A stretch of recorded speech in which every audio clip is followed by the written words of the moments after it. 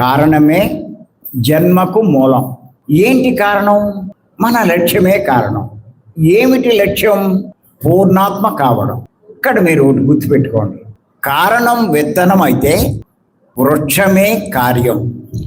ఇక్కడ కారణమే జన్మకు మూలం అన్నాం. ఎంచేతంటే సృష్టిలో పత్రిక మనకు చెప్తూ ఉంటారు, ఒక సిద్ధాంతం ఉందని, అదే కార్యకారణ సిద్ధాంతం. ఆయన ఏం చెప్పారంటే కారణం లేకుండా ఏ కార్యం జరగదు.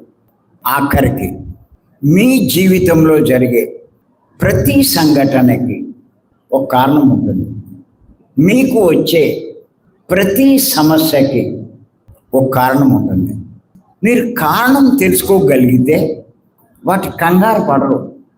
జరిగిన కార్యానికి కంగారు పడరు.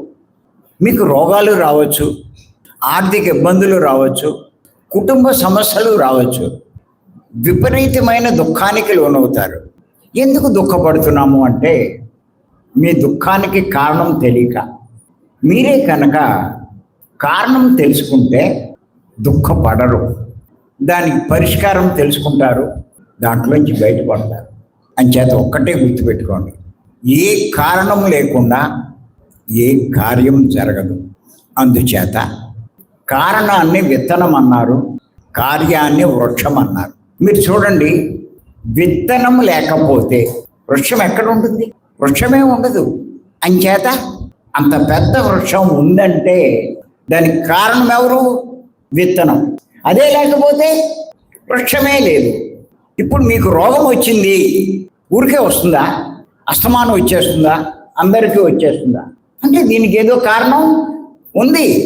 ఇవాళ మనకు వచ్చిన రోగానికి కారణం గతంలో మనం చేసిన జీవహింస, మాంసభక్షణ, ఇదే కారణం. అదే చెయ్యకపోతే ఈ రోగమే లేదు. అంచేత ఆ కార్యమే కారణంలో నిక్షిప్తమై ఉంటుంది. మొక్క విత్తనంలో ఎలా నిక్షిప్తమై ఉందో జరిగే ఈ కార్యం కారణంలో నిక్షిప్తమై ఉంది.